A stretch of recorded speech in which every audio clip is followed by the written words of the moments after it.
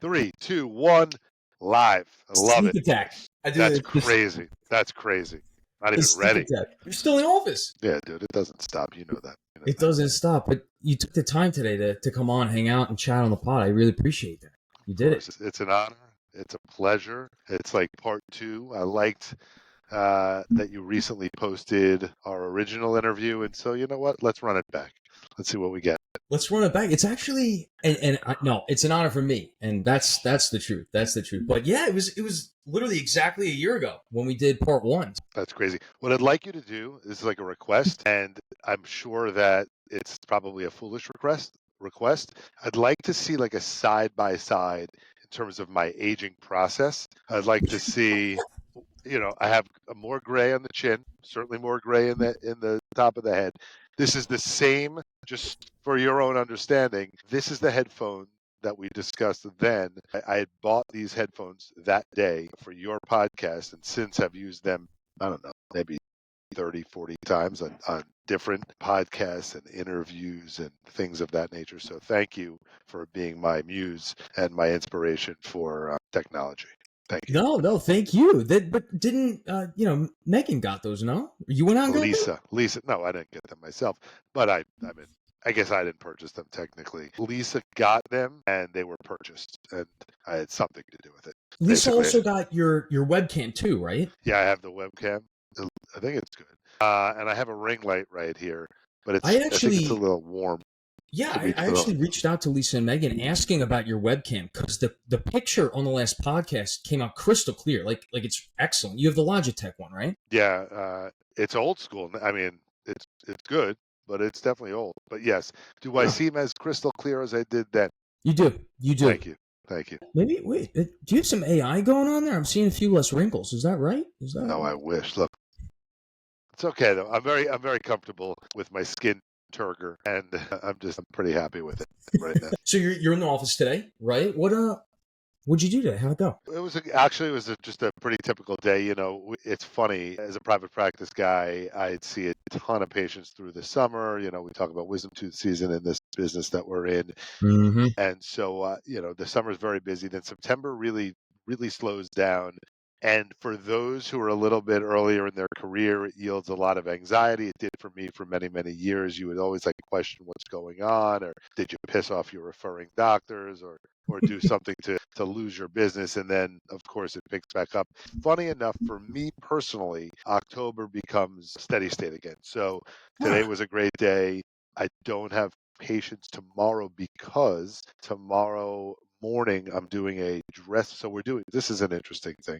Little segue, maybe not interesting to you, but it's interesting to me. We are hosting as Max the first annual surgeons meeting / gala in Manhattan next Saturday, like Saturday the 18th, 19th, whatever it is. So we're doing like a little bit of a run through of the program tomorrow morning. So that's what I'm doing tomorrow morning. Very nice. Yeah. Last night, dinner in Philly. Today, patients. Tomorrow. The whole day is the run through. Most of the morning. Yeah, most of the morning. And then the afternoon, go see my parents and, celebrate love and life. That's yes. Yes. You mentioned Philly. You were in Philly yesterday? I was in Philly yesterday, yeah. For anything you can reveal? Any fun? Dinner with a couple of surgeons, some oral and maxillofacial surgeons. Those are always fun. Yeah, it is. Listen, I think probably one of the people always talk like, oh, what's the thing about Bloody Tooth Guy, which isn't even, I don't post really as much anymore. But the thing about Bloody Tooth Guy is I think it introduced me to so many people worldwide who are either interested in oral maxillofacial surgery or dentistry or whatever. And those connections have been tremendous just from a life building perspective. I think part of the beauty of Max also for me has been meeting a ton of surgeons. Whether we end up partnering with them or not, I've had the opportunity to meet like some of the best and brightest in the, as you know, best specialty in the world. And that's right. It's been a privilege of mine, so I'm really happy about it. It's funny you mention that because now, how long ago did you start going to the AAOMS Con? That was my first one. When I only got to speak to you for like 45 seconds. That was a That was a shame. Yes, a shame for sure. Listen, I started Riverside River. You may know this if it's an old story. Riverside Oral Surgery was conceived in 2006 at San Diego's AAOMS, and then Max was revealed at San Diego's AAOMS last September. So it was like a very very full circle experience for me to do that. It just so happened that that's how it happened. I have been going to AAOMS for a number of years. In an official way, we started with the Riverside parties, which was the kickoff party that Wednesday night. We started that in Nashville, so 4 years ago. Then we rented Tipitina's in New Orleans, which was a great party. Then last year we did Max's kind of kickoff party in San Diego. That was a great party. And then this year in Orlando, I think we kind of like, without sounding like an asshole, I think we kind of like cemented our position as the kickoff party to be at Yes. AAOMS. So like, which is crazy great for me. We welcome everybody there. Obviously vendors, partners, surgeons, residents, whatever, but also like competitors and it's a nice environment. People get together, they have a good time, they let loose, that kind of thing. So it's good. It was, and I noticed that. I mean, I saw USOSM was there. I Yep. saw the other one of the other management companies. I didn't see Flagship was there. Aspen. What was Flagship that? was there. Flagship was there. Yes, Flagship was there. Trevor Yeah, Moore was there. He yeah. seems to. He's always there. But yeah, you were 100% right. I could definitely agree with you. Guys had osteoscience upstairs, so it was like everyone kind of went to one or the other, and then everyone came downstairs when osteoscience was done. But like, gosh, Yeah. what a huge night that was. Well Yeah, it was done. great. Yeah, thank you. It actually, not for any other purpose, but to actually give credit where credit is due. It was my team. They put a ton into it. They know that I get crazy. Like as time goes on, they understand how focused I am on having the event be something very, very special, and they outdo themselves every year. Every year, I doubt that it's going to be better than the year before, or even anything like that I would want to go to. And every year they blow me away. It's really a testament to either they're just not wanting to hear from me or their true desire to create an exceptional experience for everyone. I I think don't the know how you're latter. going to top this one though. That was a great party. I mean, We will. We walking will. around on the stilts. I don't remember what those people are We called, but we will. Yeah. So next year is DC. So we will be in the nation's capital, hopefully with an intact republic, and we will celebrate what is, as I said, the best specialty in all of the world, happen to be in the capital of the best country in all of the world. That's the way I 100%. see it. Yeah. Yeah. Yeah. Yeah. That's great. I just read your article, by the way, that you just posted. This was maybe an hour or two ago Yeah. on Dental Economics, that Yeah. platform. I just read the article and I really appreciated that. That's kind of, we went through it last year, the whole story from beginning Riverside to expanding Riverside, kind of the controversies that you were able to address and face throughout that as far as, dentistry and oral surgery becoming more corporate. I really like that. You really hit like profound points and then followed it up. It was very well written. You didn't just write that up in Thank you. 30 minutes. No, it takes some time, and I would say, my strength is not in starting to write. My strength is in editing of the thoughts. To anyone who knows me, let's just say like I possess certain skills that can be associated with ADHD. And so for me, a linear thought is challenging. So like I actually write backwards. Really? Or yeah, I do. I'll write my pieces, articles, essays, and things like that. I generally will write the conclusion, and then I will write I generally write the conclusion, then the intro paragraph, and then the paragraphs that hit the highlights. That's generally how. Huh. And then I see it as a disjuncted culmination of thoughts rather than like one pure, beautiful linear Yeah, thought. and then like Yeah. inputting chapters here and there. Because I mean, I got the article up right now. Conceptualizing and growing a dental management service organization right there on dental economics for anyone who's great, of course. An ad pops up when I'm so no chat GPT in there. That's what you're telling me. No, dude, I predate Chat GPT. And I will tell, that's not to say that I don't see a tremendous benefit for Chat GPT, but it is to say that like I personally have read some, like I've prompted Chat GPT in my day, and Yeah. it never comes out the way you would want it to come out, like never. So yeah, I mean for me personally, it never gives me what I want. And then maybe it's just in my weakness in prompting, or maybe the way that I write is just so circular that it just does. It's hard to actually mimic, or it's just difficult to get the style. The style is really, I think, the issue, not the Your information. style of writing is hard to My get style. through. Yeah, but Yeah. that's what makes it unique, you know. And I really appreciate it. It was very, it had a great flow to it too. Thank you.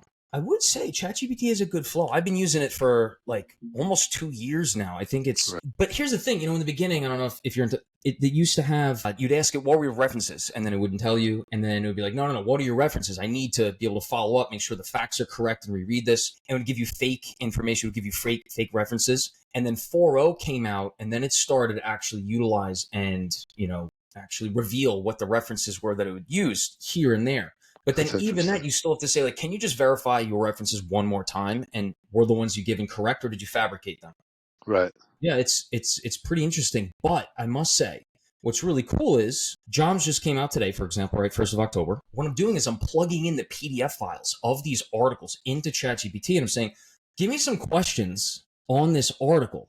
And that's a way I found, you know, we all learn by, you know, practice questions and stuff for these exams. And what I found out is that now I could go to, I don't know, Monday morning rounds, whatever it may be, and bring up facts I remember from these articles of Joms because of the questions.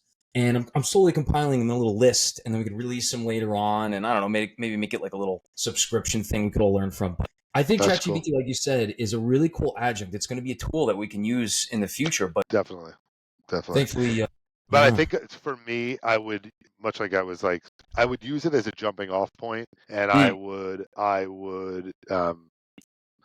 I would stylize the results from Chat GPT, and you know, again, it always, when I read it, I feel like the English, and maybe it's just that, just maybe from when I started looking at it, it just never struck me as being well written. I have no doubt AI is more I than this guy. that's funny. That's a funny one. I'm gonna keep that in the back pocket. Do it, do it, do it. So wait, So last time we touched, what was that? no, go ahead, go ahead. Last time we touched base a year ago, you were doing 4 days a week in the office. Where are Yeah. we at now with the day to day and such? I'm curious. I wanted to catch up from where we were. You still 4 days in the office? 3.5, yeah. Yeah, I am. I see patients Tuesday, Wednesday, Thursday, like, you know, on the average week. I see patients Tuesday, Wednesday, Thursday, and I do business meetings every Monday. I usually will go out with surgeons within the group on Monday nights. Like that's generally how I do it. I'll do a Okay. business development meeting um, either Tuesday or Thursday night, and then Friday is half day patients, and then some meetings Friday afternoon.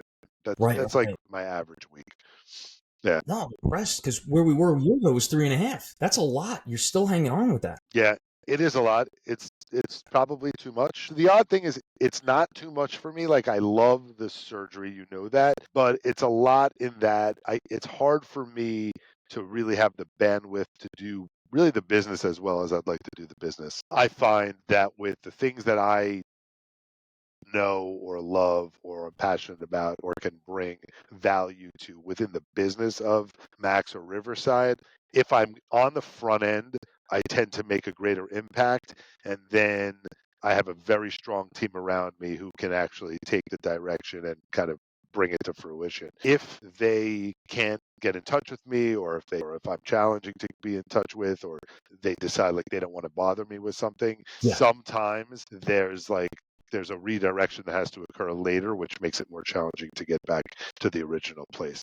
So again, the team that is now part of Max, once Riverside, and even within the Riverside brand itself, is exceptional. They understand generally kind of what we're looking for, but sometimes I need to be involved a little more than I am on the early phases. And That makes so, sense. Yeah. yeah, Yeah. yeah, I'll figure it out. Something It's I want it's to all point a out. work in progress, my friend. It's all a work. Always, always, always. And I also wanted to touch on the point, the post that I just put out, what was it, last week, from our conversation last year. I mean, you're coming from a history of, like we were saying, 7 practices going through all up and down New Jersey. You come from you've been literally breaking your back, not maybe not literally, but you've been breaking your back since day one. So, I mean, at least right now, I feel like it's, correct if I'm wrong, it's much more structured. It's like you're you're the captain of the ship now. Would you say you're more comfortable now than you were in those beginning stages? So just for actual correctness, it was 9 offices. And just to be clear, and I did break my back once, but it was more of I broke my coccyx bone when I was younger, and I had to sit on one of those like round pillows because it freaking hurts when you break your coccyx bone. Literally, I was on. You're familiar in these fairs that they have these large slides and you sit in the potato sack or whatever. And I was, in fact, on one of those large slides with my daughter, who I just went to visit at Michigan Parents Weekend this past weekend. She was in my lap as maybe a 1 or a 2-year-old, I assume. I don't really remember. And I got air, landed right on my ass. Very uncomfortable. Did you And walk around with the seat on, or did you just keep it in the chair? it was just in the car. I felt like I don't remember really what I was driving at the time, but just being in the car was challenging for me. So I got a boppy. They were called boppies. And I only knew that because I had just recently had that kid, my daughter Jordan. And I think a boppy was like you put the kid in it so they couldn't really move. And Okay. for me, it protected my coccyx. Yeah. So yeah, thank you. So life now is probably it's like anything else. It's an evolution, right? So part of it is easier with more clarity and like more confidence and whatever, and part of it is more challenging as I try to figure out kind of the next chapter of my life. I'm going to be 51 in a month and change, and I feel great. I could be thinner. I could be more physically fit and active, but overall, life is very, very good. And so I feel like I'm in a good place for 51. But I'm also someone, and my wife has expressed this to me, who will never truly be satisfied. So there will Mhm. never really be a point where I'm like, maybe there will be. I don't think so. There's always like the next thing to do. I just think that's who I am, for better or worse. So yes, life is good. Yes, it's easier in many ways, but it's just as challenging, if not more challenging, in many ways as well. Yeah, yeah, yeah, yeah. But at least you know, like, the direction you're going in. No, but there's always another step. Just a quick side note, though. Was that the most embarrassing thing that's ever happened during your oral surgery career? I'm curious. Was there ever a Break time where there was like, yeah, just the fun side note? Was there ever like a more embarrassing experience? I mean, I was assuming that you had like that little cushion thing walking into the room, like, now, all now. right, we're gonna take out your wisdom teeth today. This is not a So toilet seat. from a From a patient experience perspective, it was worse when I ruptured my Achilles. I ruptured my Achilles probably about 10 years ago playing tennis. I was playing indoor tennis in northern New Jersey. You could not be more bougie. And there was a ball that was hit over my head and turned around. No quick movement, nothing like that. I was trotting back. I was just going to hit it and I snapped my Achilles. I looked around. I went to the floor. I looked around and I actually thought someone had like hit me with a machete. Like it was that intense and that in a moment. And so it was wisdom tooth season, maybe July, maybe early August. And I finished out with a ruptured Achilles. I finished out my season on a knee scooter. So I would roll into the room on a knee scooter and it was my right one. So I had to put my knee on a stool and use with the rheostat. Remember, I use a rear delivery handpiece, like, Yeah. air handpiece, air driven. So I'm stepping on the pedal with my left foot with my knee on a roller stool, and I got through it. The rest is history. So that was a challenging moment for me, embarrassing from a patient experience perspective.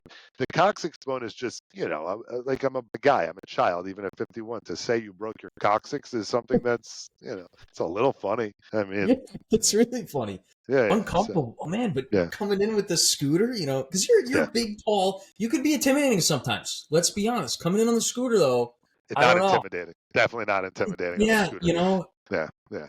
I mean, I appreciate that you're intimidated. Well, not you, but I appreciate that you feel that people would be intimidated by my grandeur, my size. But I do You're a think tall that, guy. yeah, I'm pretty tall. I used to be 6'1". I don't think I'm 6'1" anymore. I don't. So here's a little thing. I have a 17-year-old daughter as well, and we were sitting talking to her, my wife and I, last night or 2 nights ago, and she was asking us. So she still goes to the pediatrician. She's now a Mm. woman, but she still goes to the pediatrician. Jen and I were talking about the fact that we go to the doctor and they weigh us, but they don't do our height anymore. And she's like, they don't do your height? And I'm like, no, who gets their height taken? Like, you remember, you go to the pediatrician, they whip out the thing, it's on Oh here. yeah, You're trying to be as tall as you possibly can be as a, as a yeah. guy, whatever, you want to be as tall as you can. In any case, there's no more height. But I'm going to put this out there in the world, and I think maybe this will change the world. And if anyone's listening who is in charge of that type of stuff, please take this under advisement. I think starting at a certain age, maybe 40, maybe 45, maybe 50, bring back the height, because you want to know if there's a trend downward. So you could speak to vertebral compression or whatever it is. Like, I should know that I'm shorter now. I feel like I am. I don't know that I am because I don't know my height, but maybe there's something to that. Maybe I need to. I'm just saying, if there's anyone out there who can change the standard of care in primary care, which there is no more anyway, please start taking heights of adults who are possibly shrinking, so we know for sure. I don't know, Dr. Auerbach. I mean, now we just opened up a whole new can of worms because you know how many relationships are going to be broken. You know, the wife saying that her husband's over 6 feet tall. He's Yeah. not. Not one is. Not one is. Not one is. Tinder profiles are going to have to be changed. This is going to affect Yeah. the whole Yeah. 9 yards. People are going to be no. It's going to hit some egos. That's for sure. And justifiably so. I mean, let's be real. You should know. You should be what you are. You should put that out there. Like, if I'm not Yeah, 6'1", and again, I would say 99% chance I am shorter now than I was when I was your age or whatever. Like, how could you not be? So you I'm stamina all gonna. day. Well, except for you were on the scooter couple of months. You got Well, I some. will say, so I've had multiple orthopedic things that go, like, as I talk to you, I'm like, wow, I really am old. I ruptured my Achilles. I had the coccyx situation, and I had something called a hip resurfacing. Okay, let me explain this. Oh, no, So yeah, so my femoral head was like in a funny way shaped, and I like was constantly riding in the acetabulum. Now remember, I'm a big guy, as you said, and I'm leaning all my weight always on my right side. I used to come home from work, maybe up till about 6 years ago, and ask my wife to pull my leg out of the socket. And in an attempt to justify or to explain the level of force I wanted her to use, I would say, imagine I'm in a burning car and you need to pull me out of that car by my leg. And she would. I mean, literally, she'd like water ski on my leg. And I oh, ultimately needed a hip resurfacing. So I don't know if you know what that is. So a typical hip replacement, they cut the femoral head and they put this ball into the femur, and then they put like a receptacle in your acetabulum, and basically it's the ball and socket. This is a oddly chromium cobalt. I'm big in it, so they changed the opportunity. Like, you can't get this if you're a small person because they find metal shavings in a smaller radius or the diameter, whatever that they'd be measuring. I think it's diameter, and so, or maybe circumference. I don't know. But basically, my femoral head was a certain size, which allowed me to get this chromium cobalt thing. Basically, they cap your femoral head, yeah. they take I had the receiving part, and whatever. So I actually got a little bit taller from that because I was arthritic in my hip, which Mhm. compressed me down. Now I'm a little bit taller, so I felt good about it, and I have no pain whatsoever. So if Did you you get ever one need, on the no, left hip? no, just a right hip, just the You right didn't hip. come home one day and your wife was like, "Hey, you wanna go get the other hip too? You know, No, I just to wear like it higher like heels." this. I just walk around like this. Geez, So, so many surgeries, so many injuries, and well, the but tennis thing could have been prevented, right? Maybe. by being inactive, maybe. Yeah, yeah, for sure. I mean, if you're active, you have injuries. Anyone you know, I mean, I'm sure you deal with it, right? I mean, Yeah, you tear lower back this or you pull that, or you're a fit guy. I mean, you're working out, so that happens. I find that all the that time. happens all the time, right? So Yeah, I don't know that I could have prevented the Achilles, and I probably could have prevented both by being more physically fit, more active, more limber. Potentially. But it is what it is. One thing I will say is, yes, I've had surgeries and injuries, but Mm. I'm thank God I don't get sick that frequently. I don't get like a Mm. fever. I don't, and none of that happens. I do have allergies. That's something I have. Take the Zyrtec at the beginning of the day. Is it spring and fall, or is it just? It used to be spring. It's now fall, and so like I started sneezing yesterday, which was upsetting. And I need to. I go with like a Clarinex or a Zyrtec, depending. I used to be a Claritin D guy, not so much anymore. You never had it in the fall previously. This is just recently you're starting to get allergies in the fall. Is that what you're saying? Last X number of years, yeah. I mean, when I was a kid, it was in the spring, and now it's in the fall. That's what it is. Huh. Yeah, Huh. it's okay. Okay. Yeah, and I deserve it though, because and this is going to be controversial, and I could get, what do you guys, cancel? I could get canceled. I don't really believe so much in food allergies. So I know that they exist. I know that Mm. there are food allergies. I understand that, and I accept that. But I'm Yeah. verbal about, like, come on, give the kid a peanut. And I know that that's not right, but Kid, anaphylaxis on the table. that's kind of, It'll be okay. It'll be okay. yeah. Yeah. No, it's Just a crazy. little bit, a little bit. By the way, what are allergy shots? You give a little bit, take a little peanut, and then you can have more peanuts as you get older. No, I'm sure. I'm sure. No, it's crazy though. It's such a good point because my parents they always tell me all the time. They're like, yeah, growing up, allergies. No one had it. No, No one. no, this is all as of recent. I'm wondering Yeah. if like the Food and Drug Corporations, the FDA, the things that they were letting go through, all the preservatives, all the seed oils. I mean, I'm seeing a lot of data coming out on these seed oils, and Yeah. I actually switched to because I mean I told you a year ago I'm lactose intolerant. I was having almond milk because Right. they said oat was no good. I'll develop some breasts or something. I switched to almond milk. I don't know if you.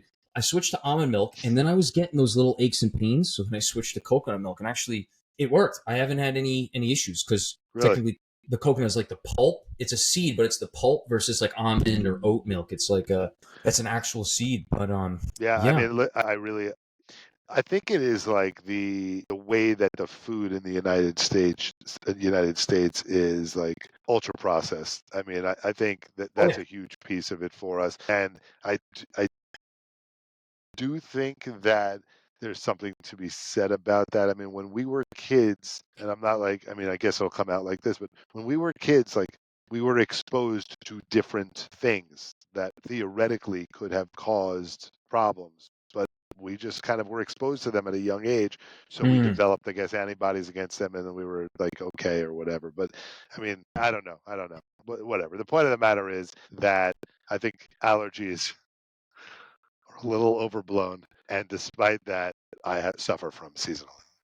That's all I I'm saying. gotcha. I gotcha. Thank you. Yeah, yeah. Thank No, there's definitely things that they're overblown. Also, I just wanted to point out you have a different map of Max behind you now you. Yes, sir. compared so Yeah. now we zoomed out a little bit because we got Connecticut on the board. We're Yeah. moving on. I can't see Vermont from this view, but Yeah, I know. it's all the Yeah, way up there. All the way. yeah, All the yeah, way up yeah. there. Yeah. It's all up there. I think I see Philadelphia on there now. Philly, yeah, yeah. Yeah. So now we got a bigger picture. Yeah. So we're in 4 states right now, um, with more to come.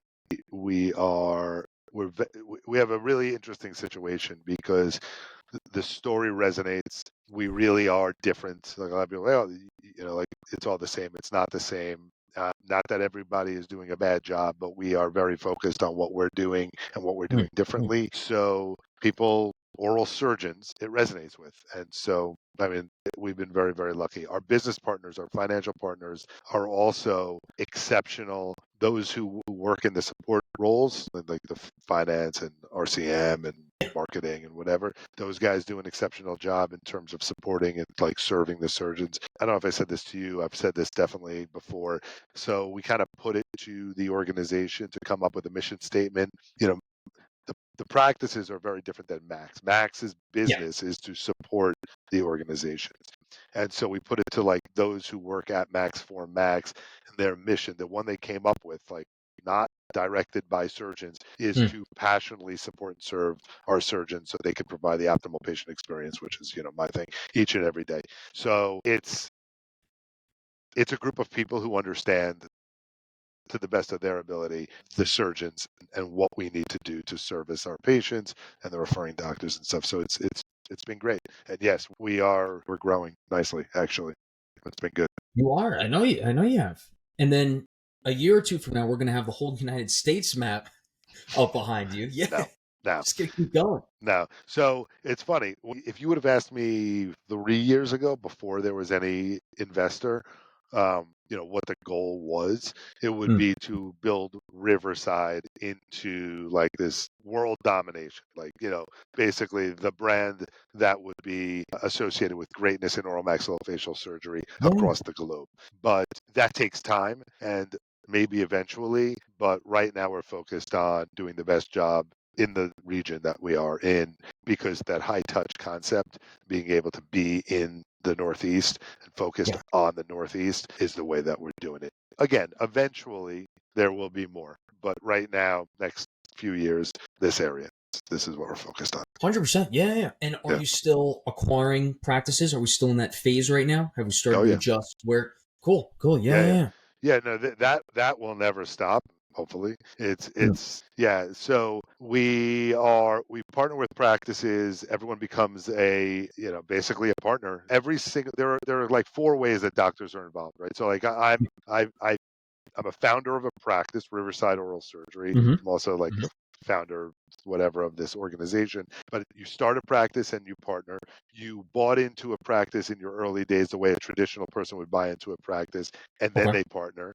Then you could be someone who was an associate in one of those practices who's now a partner at Max, same share type as I have, or you're an associate who comes out of residency, who starts out as an associate in a Max supported practice. And there are awesome programs to get equity in the hands of all of our surgeons, including, like the associates who are coming out and would otherwise not be partners in practices yet. So we've really thought about how to best make everybody exist as much as a partnership as possible. So that's what we're doing. Yeah, I liked it a lot. I mean, Thank you. bringing people on so that they have a pathway and a road towards partnership is super valuable, and it Yep. gives them a motivation to get there. Obviously, right? How so? Was that the board that was kind of coming up with that? Did you bring that to the table? Where did? I'm So curious. I don't. So actually, funny enough, wow. So you presented to me this concept of like this qualitative. I think we talked about like having elite levels of surgeon stratification within an Oh yeah, organization. I think you brought that up at dinner one night. Uh, we did. Yeah, at Palm Restaurant. yeah, Yeah. and I thought brilliant. So and as such, I gave you credit in this situation. So Oh, the thank concept was to build out a stratified way of having surgeons kind of level up to you. support Exactly. their growth and to motivate them, but also to kind of make it more like private practice ownership, which is something that does not exist in the private equity backed world, Right. DSOs, Right. whatever. So we alter that, and there are definitely ways of, you hit a certain level, you get this benefit, this qualitative and maybe quantitative benefit. And so those things are very, very much in play. And based on your tenure, production, desire, whatever it is, you have the ability to buy in either with cash or through, we have this kind of loan program, which is an Hmm. interest-free loan to our surgeons for them to actually get equity in their hands without actually having to come out of pocket up front. And Yeah. it's like it's great. It's great. And it could really generate real wealth for people who would otherwise not necessarily be able to participate in what we're, this early stage stuff. So that's good. That's excellent. I don't want to draw the topic out, but just is can you reveal any type of those little levels, any type of those factors that allows a surgeon to step up and maybe get a little more share, get a little more compensation, whatever it may be. Because Yeah. that's something we talked about, and this is something that's going to differentiate Max from all these other organizations that you're in it, work more, work harder. And that's not always what a surgeon wants to hear. That they want to know camaraderie. They want to understand, how am I a bigger piece of this organization because I invested this about myself or this much time or this much. If you could just touch on that, I mean, this is really important to me. Yeah, Honestly. so there are okay, so based on tenure, board certification, production levels, qualitative assessment value, like um, physician score, number of stars and stuff like that that you get on a routine basis, and Mhm. also being kind of evaluated by surgeons on the clinical advisory board, medical director, or assistant medical director, and you kind of earn your position and you earn little like fringe benefits. So the qualitative stuff are things like different credit cards or different credit card spend options, maybe a car, maybe your cell phone, this kind of stuff Mm. that comes as time goes on. And then certainly um, tiered percentages of collections and just different ways of figuring that type of stuff out as you get to different levels. That's generally a numbers based that is a numbers based concept. Yeah, yeah. And then as you and I talked about, as I don't know that other people know, there is a ton of non-clinical opportunity within the organization to either fulfill your passion or your aptitude in ways that other organizations don't necessarily have. And some of these things are paid, some of them are not paid. And there's just an opportunity to take what you do. Like Akila Brown, who I've probably spoken to you about, is Yeah. our clinical director of DEI, and really has done a great deal in terms of implementation of certain things that, Mm. frankly, not everyone was thinking about and have been beneficial to our patients and our doctors and our team members. And she Mm. does that. She's passionate about it. She's exceptional, and that's what she does. We have Michael Kleiman, Mm. who is an Amos god, and a guy who's kind of an emeritus with us now, handles our compliance. He does chart reviews with all of our surgeons, Mm. and basically reviews quarterly with each one of our surgeons what it is that we do to be in compliance with our chart writing and things like that. And that's very, very helpful. Renault Patel is basically Doctor. involved in implementation of tech, whether it's technology associated with the patient experience on the administrative side, or Mm. tech as it relates to like patient care, Yeah, yeah, yeah. whatever. And then you have like a guy like Mike Perino, who obviously Mm. comes with a great deal of experience in the academic world. He was at Columbia for many years. He's cleft and craniofacial trained, fellowship trained guy, understands the medical directorship under Sung Cho, who is our medical director. And so Right. so we have these guys, these exceptionally skilled human beings who have more to offer and a desire to offer more, and they do. We also have a really awesome mentorship program. Mhm. We had 3 new surgeons start with us this year, and each one of them not only is being mentored by the doctor or the more senior doctor in the practice that they're working in, they've been paired up with somebody within our ranks who offered to fulfill this mentorship position role outside of the practice that they're working in. So they have not only the person in their practice, but somebody else who has gone through it, who they can speak to, who they can lean on. And so we're trying to approximate a small private practice in as much as we can. And that I feel Yeah. that the scale is not counter to quality, is not counter to the experience. I think it only enhances that. So I know that's kind of counterintuitive, and it's part of what I wrote in that article, but It is. Yeah, yeah. I do wholeheartedly believe that the larger the organization, if it's run by the right people with the right priorities, is absolutely going to yield a better experience. Like, it has to. We now have 30x surgeons, all of whom are brilliant people with great diverse feelings and things that they can bring to the younger surgeons. It's been great so far. It's been great. It has been great, and I talked to a couple people, and they all have great things to say. And you guys just Thank you. Dan Kim from Lij. He Yeah. was a buddy of mine. He was a mentor of mine while I was in dental school. We did a tori reduction and got in trouble for it because he let me do too much or whatever. And he's such a good guy. I have stories on stories with him. So I was really glad that you guys got him. He's a good guy. He's a good egg. He's He's a family man too. He had a kid throughout yeah. residency, which I mean, I can't I wrap think he my has head three. around I how think he many. has 3 kids. I think it's 3 kids. He's had more. I don't know. I can't wrap my. How do you do that during a residency program? Three. Well, yeah. He someone was helping him. Yeah. Yeah. I mean, he has. I'm, I won't say on the I mean, it's on the record, but I am not 100% sure. I believe he has 3 children. He's a great dude. He's in Lidditz, Pennsylvania, with John Backus, who's an awesome dude. They're in Lidditz and Hershey. And so, yeah, I'm very, very lucky to have him.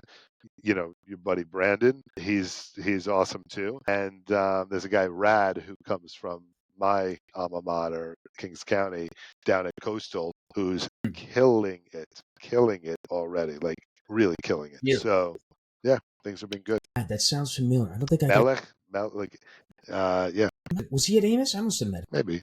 I don't remember. I don't remember. And then you got Dr. O, Dr. Orntlicker in Westchester. He's by far and away my number one favorite attending here. He has had such a profound impact on me, and I wish I could have more time with him than just 2 days a week at the VA.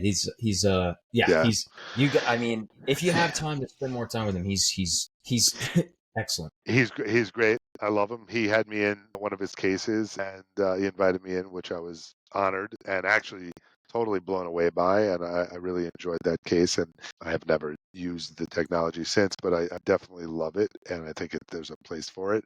The kind of the sad thing is, he's toward the end of his private practice career, but that will allow him to do what he wants to do, which is to say, be with the residents at the VA, doing the cases that he wants to do. He loves to teach, as you know. I'm not telling you anything you don't know. And he should do that. I mean, everyone should be doing what they want to do, certainly when they're at that position in their career, for sure. 100%. 100%. And then his trips to Jamaica, you guys, some good stuff. So before we run, I don't want to take up your whole night. I want to be conscientious of your time, but I want to put some fun questions in here too. I tried to think of things throughout the year as well as today. And then things I wanted to ask myself. We'll just finish it up conversational, the usual. But still same watch as last year, still going to the old Patek. Is this what I was wearing last year? Actually, you had your Daytona on the podcast last year, but you said you normally wear Patek. This is a 5980. This I wear basically every day. Still every day. Okay. Yeah, it's my daily driver. I've had an incredible year. I've been very, very fortunate to have acquired a few different watches this year that have been really special. And little some about it. Yeah, I bought a few Pateks this year, and the piece de resistance is I have the rose gold 5990 with a blue face. It's a gorgeous watch. The moon phase one? I'm sorry? The moon phase one? Yeah. No. That's the 5712. It's a 5990. It's a 5990. It's an annual calendar and the world time. So it's got like an interesting different, I know the one you're talking about. Yeah. It's not the world time. It's annual like I'm losing my brain. Annual calendar and travel. I forget which were the two complications, but the fact of the matter is it's gorgeous. I'm lucky to have it, and I'm embarrassed that I can't even identify the complications off the top of my head right now. So forgive me. You got a bunch of. Oh, but why Patek then? Why Patek over Audemars, over Rolex? Is it the comfort? Is it the style? Is it? I'm just curious. Is it the functionality? I love a good tool watch. So I got into watches in the first place because of what's in the watch. And as you grow, like I happen to think, and this is like talk about like a bad thing to say. My Rolexes, and I have some, and my Rolexes tend to keep time amazingly well, like amazingly well. So my Pateks, I love. They're rare. They're gorgeous. I have some strap Pateks that are just beautiful, but they are subtle in that unless you know, you don't know. That's kind of the beauty of the Patek. Rollies, like everybody knows whatever it is, and they're less rare, right? I mean, the number of watches Rolex puts out in a given year is multiples of the number of watches Patek puts out in a year. So there's that like exclusivity piece of it. But I do love the design. I do love the open back, so you can kind of see what's going on with the movement. I love Patek. I mean, it's the pinnacle. Like to me, it's the best timepiece one can have. So why not? Why not? Why not? And no APs? I know you have an AP. You have an AP, right? I have no APs. I have no you APs. have no APs? No, really? I have no APs. Yeah. Not a fan? Didn't like it? Not that I'm not a fan. Never got into it. I actually, I love some of them. I really do. Actually, John Mayer just did a collaboration with, like, just 2 years ago or a year ago, whatever. He Oh, has this kind of like blue moon face, gorgeous, gorgeous watch that I would like. I like them for like specific things. They have like a white one that I love. I know like Royal Oak, whatever, but I don't right. really know the specific models. But I do like the look. I just, I like this. I prefer a Porsche over a Ferrari, which is also another kind of odd thing to say, but that's how I feel about it. So that's That's how I fair. feel. That's fair. Speaking of cars, then let's Yeah. segue into that. Still driving Yeah. the Bronco, or is it Yes. you got a Yes. different one? Yeah. Yeah. I still drive the Bronco. I still have sand in it from the summer. Yeah, I do. That's a fact. I was just asked about it because I drove it home from the airport. My daughter was in it on Sunday. She's like, "Why is there sand in the car?" I was like, "Because it's the summer car." So I haven't washed it. There's sand like on the side rails. There's sand Oh, in the car. I love it. Yeah, I love my Bronco. It's a great car. It that really is. Bronco is such like a it's such a great it's a beach car. It's a beach town car. And Yeah. look, I want to bring that up. I saw in a couple places. I was at LBI back in May, June. Bronco, every other way you turn, there was a Bronco. The same Yeah. exact Bronco that you have, different colors, of Yeah. course. I was out in Greenport. I was out in the Hamptons. I see them in every beach town. But my question is, one of my friends, I was talking about it, and they said that some reviews had said that that Bronco sometimes it has a lot of issues. Certain models you have to take in. And I didn't know if that. I wanted to hear it from you. You know, the guy. I haven't had any issues with it. I do know it's unsafe in a rear, like if I you were heard hit that from too. the rear. Yeah, I do know it's unsafe. might break your coccyx again. You know. That would suck. But I would say that I don't like that it is out there. So without sounding like a douche, which this will definitely come out like a douche thing, I will absolutely say that I was like one of the first people in New Jersey to have the Bronco. And All um, right, all right. I was. I believe you. I believe I you. might have been like the second person. That's legitimate. And so Ah, I loved it when it was rare.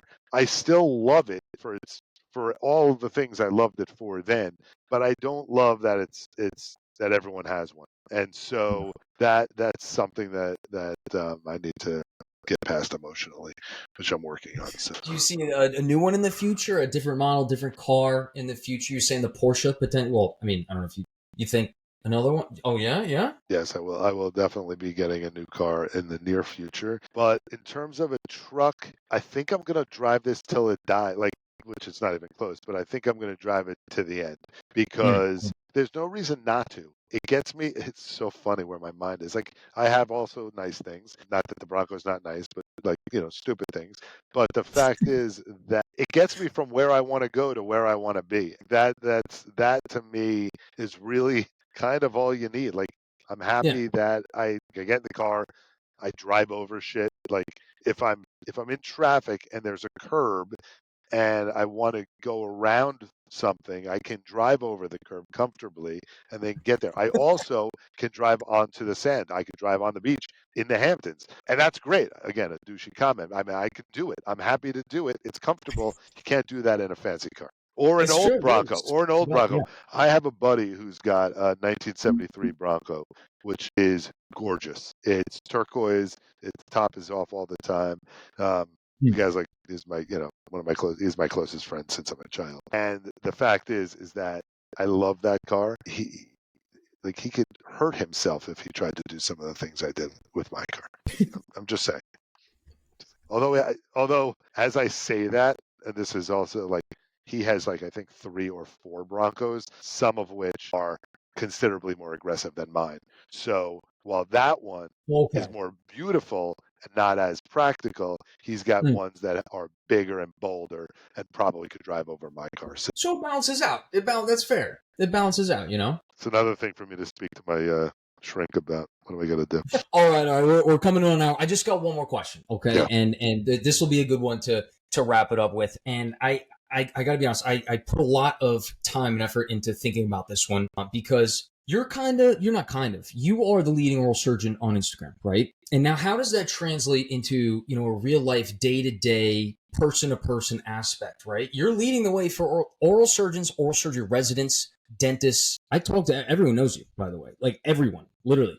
And what's really cool is that things that you say on the internet, and you really take the time to connect. You took the time out to come out today. I mean, to speak on the podcast. You have meetings on Mondays. You're just talking about Tuesdays and Thursdays. You generally have meetings as well. You on Wednesday, you got you're going to go through the recap. You're Right. so busy and you take the time here, right? But you still make an effort, and everyone listens to every second of. You're the number one or two. For a while, you're the number one podcast that I had, and now it's number two to another one on CBSE Health. But the reason what I want to get to Who? this is Wait, a wait, lot wait, of. wait, wait, wait, wait, wait. I want to hear your question, but I need to understand who overtook me in terms of the number one level of the podcast. Go. Who was this? My Spotify rankings, the first one is the CBSE. I called it CBSE dissection with this dental student where I took how I went over the CBSE, how I took it. And then I had mentored him, and then he found bits and pieces that are actually better now. It's an updated version. So I had given one years ago, and it's like, well, now it's 4 years later. Let's update that and get the best possible. And it's got a lot of feedback, a lot of good feedback. It's That's nice to put fair. up. That's fair. I'll yield. I'll yield. So that's No. I respect that. This podcast, I don't think it was helpful. It was more fun, but I don't think helpful for anymore. Whereas the CBSE podcast probably very helpful, and so I respect that. So okay, No, I disagree. People hearing you have a conversation with just some random other guy who's also in oral surgery, like people appreciate that. Like I'll go do a workout and listen to a Joe Rogan podcast. It has nothing to do with love. dentistry, but Right. has everything to do with just let's look at this differently. Or like, you're like a fly on the wall listening to some expert in cybersecurity, whatever it is. But so getting to the question that I wanted to ask you about. A lot of people, they wanted to just be like, oh, ask him how much money he makes. Ask him what his salary is, right? And I don't want to go there. But what I do want to ask you about is I had a couple conversations with different oral surgeons over the years. And they say that there's a point that you get to. And I really want to hear your deepest heartfelt advice on this. Because a lot of people go into oral surgery thinking that it's all about the money. This is finally the pinnacle of dentistry. I want to make a lot of money. But I'm discovering through podcasting and deep conversations that in oral surgery, you get to a point where I could work another day a week. I could work another hour every day that I go in. I could work harder and harder and harder and make more money. But what's kind of a point at which, whether it's a percentage or a number, where it's like another oral surgeon said it was about 2.5. And that kind of supports your lifestyle where you don't need to go above and beyond, go to the moon, where it's like a good starting point for early on oral surgeons. And then maybe over time, would you recommend kind of like a goal to get to? As 2.5 in far terms of collections, 2.5 in terms of take home, 2.5 in terms of what? production, it was a production, yeah. Production. But he was saying it supported his lifestyle in a sense of 4 vacations a year, the cars, the family. Kid had 3 girls going to college. I know you have daughters too going to college as well. I'm just trying to set the scene, right? Because money's it's definitely important, right? Everyone's got so much debt coming out of dental school and residency nowadays. I just want to put into a realistic aspect. If you could kind of work with me on this concept here, I don't know if that does this. So I'll speak as honestly as I can in terms of my comfort level. I still want that kid to come ask me when I'm driving my car, well, how much money do you make in a year, and like how'd you get that? You know what I'm talking about? Yeah, hey, so where's the That most guy number? comes, he comes to like whoever in the fancy car, and they're like, well, yeah, how'd you make this money or whatever? And everyone's got random numbers, whatever. In that case, I don't think I would still tell my number, but I have Yeah, perspective. I I'm don't not. know. And I don't. That's not where I want to go with it. No, That's. no, no. I I know, want I to know, make I it. know, I know. But Portrayed as something value. okay. So this is what I'll say, and it's going to seem like I'm trying to avoid it, but I'm really not trying to avoid it. Although maybe I am. But here's kind of the thing. It depends on where you live. Really, it depends Mm. on where you live. And more than it does in terms of variability in your lifestyle, it depends on like where you exist. If you exist in New York City or the surrounding suburbs, or you exist in another equivalently major city, though there is none as great as New York City, you need to make money. And once your production slash like collection, like collection Mhm. is really the number.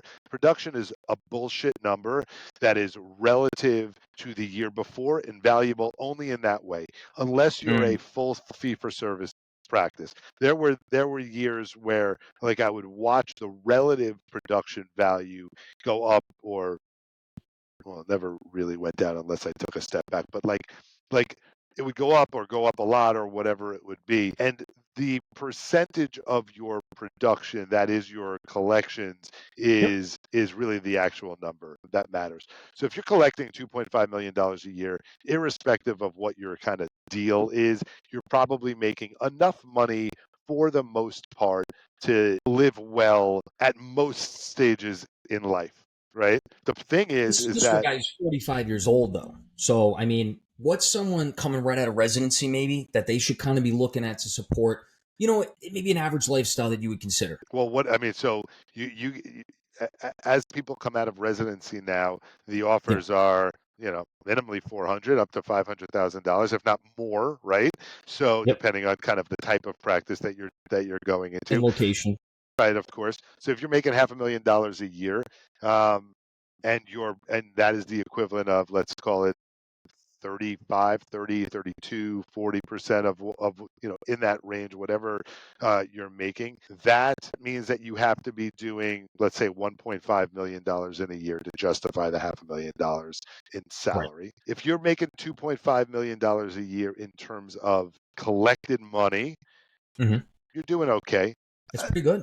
it's pretty good, but it goes fast, which is so sad to Mm. say. Again, if you're in New York and you go to dinner and you're going and you got kids in a private school or Mm. whatever it is, even if you live in Manhattan and you have kids in private preschool and it's costing you like $40,000 a kid just for private preschool, which is like a real thing, and you got to make $160,000 to have the $80,000 somewhere, whatever, to pay that Yeah. private preschool. That's that. Then your rent is could be, I don't know what rent in the city is anymore. $10,000 a year, a month, maybe more for like when you have two Yeah. kids and a Legitimate thing and family whatever apartment. it Oh, is. yeah. At least 10. Yeah.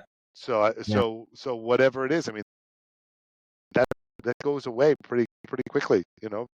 Amex bills when you have a family with two daughters and a wife, they can be ridiculous numbers, stupid Does numbers. your wife work? She doesn't. She is the president of the PFA of my town. She's been on boards and stuff like that. She's always done stuff. She's not like go to lunch, Yeah. play mahjong every day. But not that there's anything wrong with that. But she does not work for money outside of the house that I'm Right. aware Right. of. Although she has this, I just keep getting these like invoices from OnlyFans. I'm not sure exactly what that is. Are you Oh, familiar? get out of Nah, here. I'm kidding. Totally kidding. It's just probably just feet pics, though. So we'll let her get away with Yeah, no, I'm kidding. No, but she does. Please don't put that on because I will lose everything. Well, half of it. everything. I'll clip it. I'll clip it. I appreciate it. No, I'm just kidding. But you could use it. But the point of the matter Okay. is that she does not work out of the house. I'm being evasive, but I'm not. I mean, $750,000 a year, which would be 30% of 250, whatever it is, if I'm doing the math right. That's good Mm. that's good when you're young. It's very good, like To very start. very good. But someone like you in your career, like at your peak, like peak probably around 50, 55, like in terms of your earning years, whatever it is, you should expect to make the equivalent of a couple $1,000,000 a year from your surgery. Forget about whatever else you're doing, meaning to you. Uh, you, you, you, you probably should. Should It's be. certainly over $1,000,000 a year, to you. I'm not talking about like, your production or anything like that. Gotcha. That's, I mean, you're, like I said, you are in the best specialty. I said this to someone who was shadowing me today, who's a resident, which is another example of stuff that I do. So I said this to her, that irrespective of the business model that you enter in oral and maxillofacial surgery, and there are so many more now than there were, and though there is Mm. consolidation, as we all know, in the industry, and that is going to only just become more and more the norm as time goes on, likely, Mm. it's still the most rewarding, unbelievably amazing specialty out there. I mean, forget the money. And I know you led, and I know you probably have to go, but you led the question with people going to oral surgery for money, and maybe some do. And I've probably A lot of told them you do. that Mm. people came to me a lot when I was doing a lot of direct Q&A on Instagram, and should I be an Yeah. Yeah. orthodontist or an oral surgeon? And to me, the distinction is so significantly different, but their question is based on money, right? Like those are two completely different things. Are you an abstract thinker, or are you would you want to tinker with things? Like, think about like what you Mm, want to do. Surgery is an exceptional way of living, especially if you find yourself in the right situation. It's never about money. If you're thinking about money, I swear to God, you're never going to get there. If you're thinking about delivering the best possible care, being the best communicator, and treating people the right way, honestly, ethically, as many times as you can. Sometimes you deviate, sometimes you forget, but as long as you continue on the direct path of like doing what's right every single time, or as much as you can, your life will yield for you so much more success than you could ever imagine. If you're focused on the money, this is across the board. If you're oh focused yeah. on money, you can make money. You can make money, but you can make money doing anything in this world.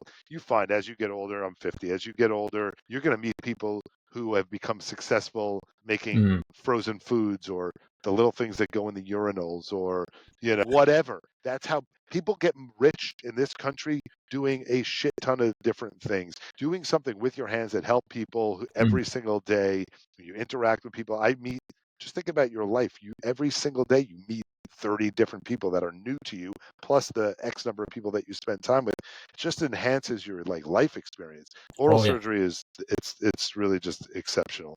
But you'll be making at least a couple $1,000,000 probably pretty soon. That's how I see it. I hope so. We gotta start, making life happen a little bit. But no, it's just so interesting because that's exactly it. I do a lot of the Q&A sessions now too, and it's always based on like the whole career process is chosen based off money. And I keep saying like you need to get exposed. Say the orthodontist versus oral surgery. You got to get Right. exposed to both of them enough times to be able to make that distinguish decision yourself, and it has nothing to do with money. It has to like go there 5 days in a row, go to the other one 5 days in a row. Which one did you feel more excited to go back to that sixth day? And I don't know why. Maybe you said it just goes right over everyone's head. They're like, why would I? I don't Right. know. I don't know. You and I were on the same page, but I wanted to try and break down that question because I'm not kidding. Multiple people ask me that. They're like, oh, ask him what he makes. Ask her what she makes. And that guy does great videos, by the way. Who's Everyone watches the Hard Knocks guy, the one who goes, hey, what was the most amount of money you've ever made in one yeah, year? Like yeah, the guy in the Ferrari and stuff. yeah. But I wanted to make it more of a tangible question because you're the leader. You're the leader, and I look up to you. Everyone here looks up to you. I Um, appreciate that.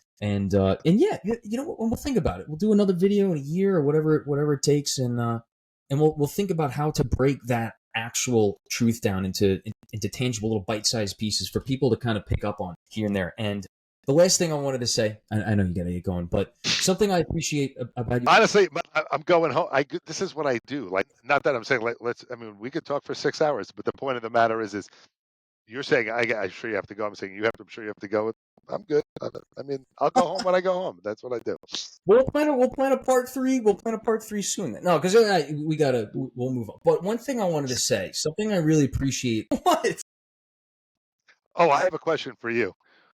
This is yeah. I have a question. No, no, no. Ask me your question, and then I'll ask you my question offline. It has nothing to do with anything. It has to do with like more logistical stuff as it relates to the data and Or I'll ask Yeah, you. Let me ask you. yeah. What software are you using to edit and post the I'm like using all of it. like You what think am I there's like one AI model going on back here? I don't use Gemini because they asked what George Washington looked like, and I don't know if you saw that meme, but I that did was see I it. I tried did that. It see was it. real. Right.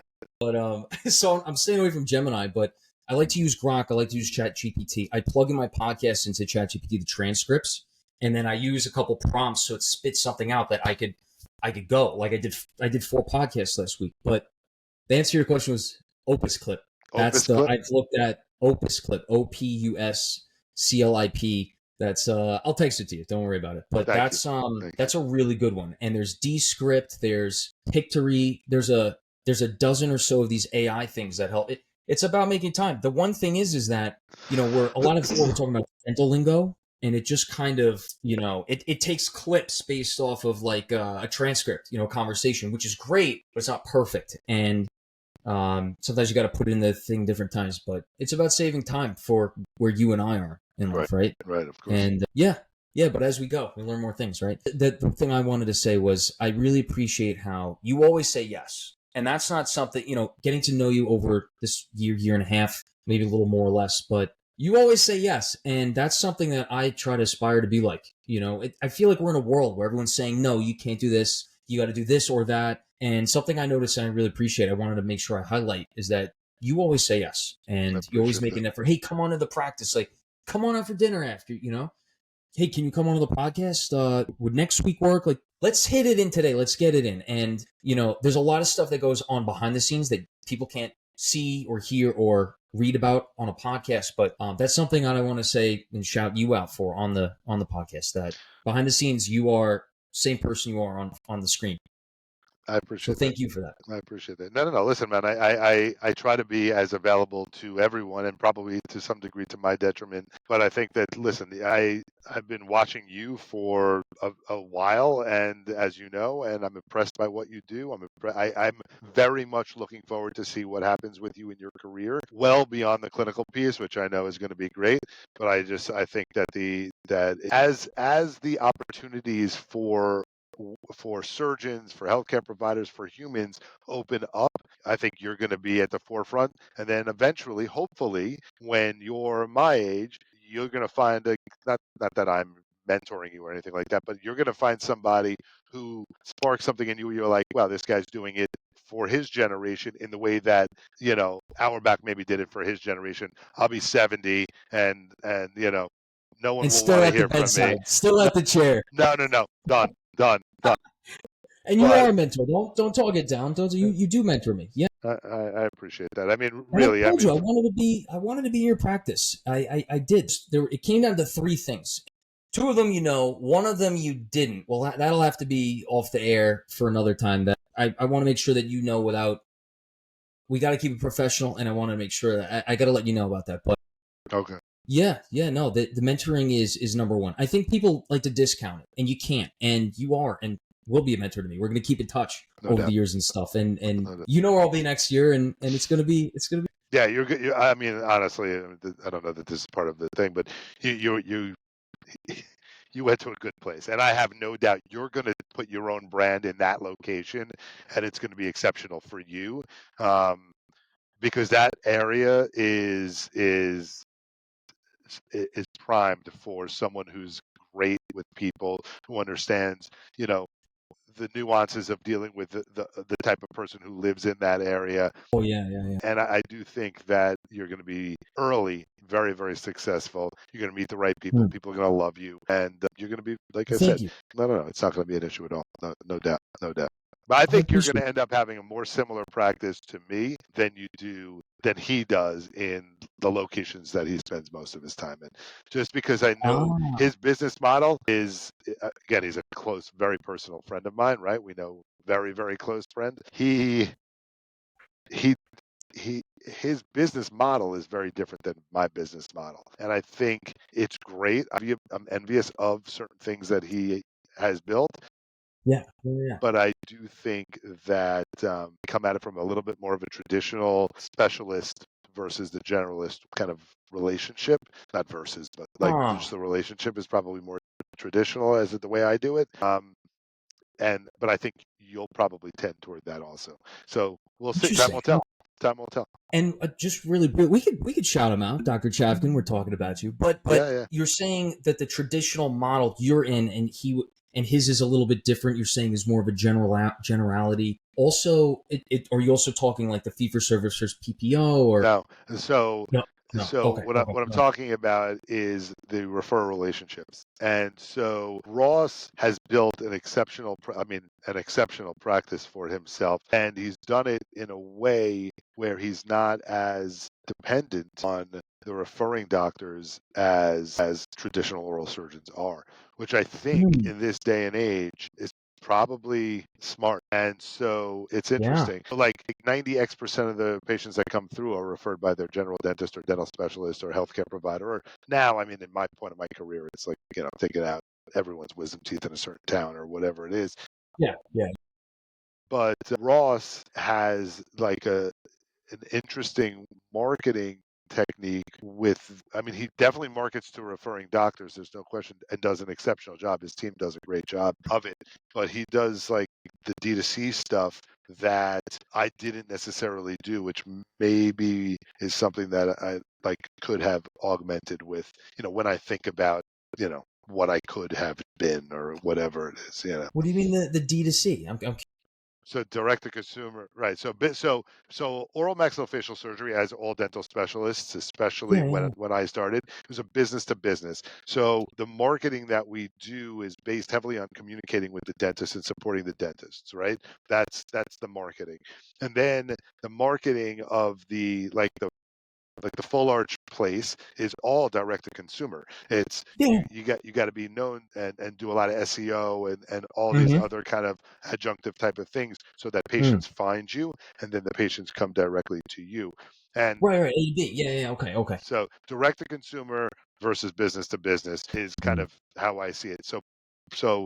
primary practice of healthcare is a direct to consumer. Pediatric dentist is direct to consumer. Endodontist, periodontist is the traditional sense is B2B. generally business to business. Always B2B. Right. Hmm. And so nowadays, the pitch of the general dental DSO, now we're like back into it, the general dental DSO pitch to acquiring oral surgery practices is we own X number of general dental practices around you.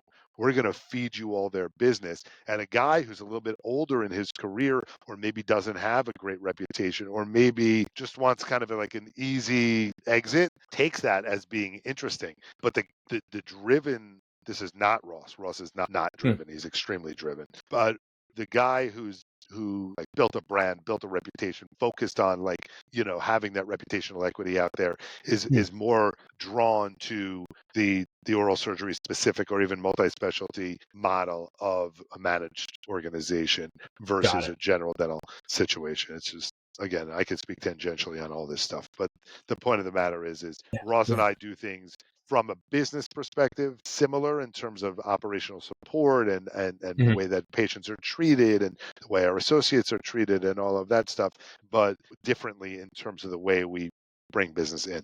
That's interesting. No, it's a big piece that I didn't recognize, and I really appreciate you breaking it down. I see Yeah. what you mean. Yeah, yeah. I mean, that's why you'll have the ability because in that environment where you're going specifically, it's Yeah. very reputationally based, right? The Mm.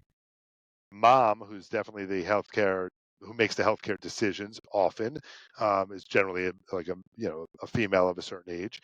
That person who's going to go take her kid to the well-known pediatric dentist or one of the X number of orthodontists in that area is Yeah. going to speak to her friends on the mom groups on Facebook and the dental professionals as to who to go to get the kid's wisdom teeth out. And Mm. so you need to be, front of mind out there, and that's why it's going to be very important for you to build relationships, because in different areas it's less about that Right. than it is Right. in certain areas. I'm I happy to see. discuss that Yeah. stuff, like, I love this stuff. Yeah. yeah, Yeah. yeah, Yeah. yeah, We'll have to. Yeah. We'll do it. We'll do it another. Wait, yeah. could I It get doesn't have you to be and on camera. We could grab a can, drink. And I'm happy. I really am happy. Listen, if it helps you grow as a provider and as a business person, and it helps Chavez, that's what I call him. That's great. I mean, we could all go out. We'll grab dinner. I mean, and sit and can we talk do that, bullshit. please? A Can we hundred do that? percent. I mean, I'll text Chavez now. I got him on the podcast like later this week, actually, too. You just happen to be in the same week. That's funny. We got to do that. We got to all grab dinner. We got Done. to do that soon. I got it. I got it. I'm texting Chavez right now. I don't know if you should call him Chavez, I will not. but I will not do that. yeah, I'm texting him now, and I'm telling him, and I'll let him know that it's He was at dinner. your wedding party, or you were at his wedding party? How was it? Both? He was not at my wedding. He was definitely not at my wedding because I got married. I got married in 2000. And I don't know that I knew him in 2000. Maybe I knew him in like 2001 or two or something like that. Because he Okay. was after me in residency, and I Right. finished training in '03, and so he was not at my wedding. I mean, this is a funny story. Not funny at all, but just of note. I set my sister up on a date with Chafkin when we were No, very younger. Really? Yeah.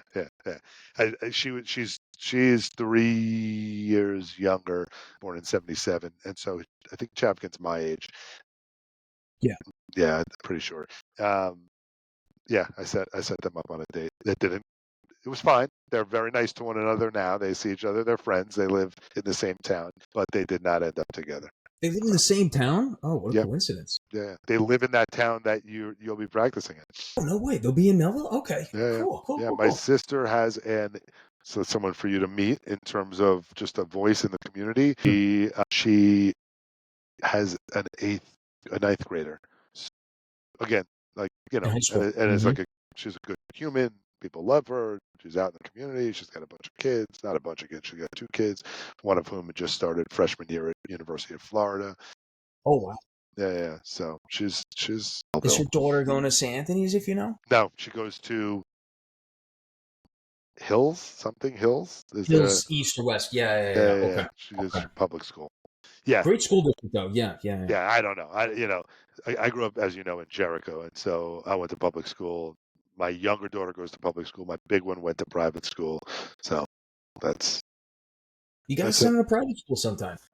Let me tell you, I think it was good. I think it's different for every human being. Jordan, Yeah, that's my big one came to us. I mean, we moved to Jersey with the concept of like they're going to go to public school and they're going to Hmm. like that's what they're going to do. And she came to us in 8th grade. She was like, I don't think I could do what I want to do out of life if I don't go to this school. And my wife and I were like, okay, we'll send her to the school. It actually proved to be an exceptional education for her and Hmm. got her in the right place. So it was good, definitely. Interesting. And kudos to her for being able to step up and to recognize that. That takes some self-awareness, you know? For sure. Yeah. For sure. Excellent. All right. Let's see when we could get that dinner. Let's do it. All I right. want to see you and Dr. Chavkin I want to see you guys out and about, like, You have in no the clue. flesh. You have no clue. It's gonna be funny. I actually can't wait to see his podcast. You got. I'm much more interested in seeing his podcast than I am seeing the results of this podcast. I really am. It's a day or two. This is gonna be fun. I love Chapkin. He's great. He's the best. He really is. You'll see. Good. Well, I trust you on that because he's going to be my boss next year. Yeah. So we'll see where it goes. We'll see where it goes. But I really like that you guys are both from the same wavelength, of the same mindset and very, nose to the grindstone kind of thing, but also, gentlemen as well. Yeah. That's, listen, he's an honest dude. He will treat you very well, and he wears his heart on his sleeve, and so you know what you're getting when you're talking to him. He's authentically Chavez. And so, by the way, that should be the name of your podcast with him, Authentically Chavez. Maybe that's his podcast. I see him trying to, he's great. He's the best. All right. Perfect. No worries. I know what you're about to say. Don't. It's going well. It's going well. It's only the beginning. Yeah. It's good. But all Authentically right, Chavez, that's what it should be. All right, Dr. Auerbach. Thank you so much for coming on. I think I like this one better than last year. This really was a good one. Yeah, Another good one. I like that. I mean, listen. I hope I can somehow climb that ladder of beating that other guy with the other podcast. I doubt it though, but I'll try. And if we can, we'll market it. We'll put in the little clips. I'll send you the live recording. I know you like the one from last year. I'll send you this one too. All right, cool. I appreciate it. Beat your two. But, yeah, whatever. Yeah. All good. Thank you very much. Right. I really appreciate it. Stuff. I hope to see you soon, for sure. We will. Keep it up. Keep in touch with Dr. Chavkin. We're going to do it. Done deal. All right. Good night. Late.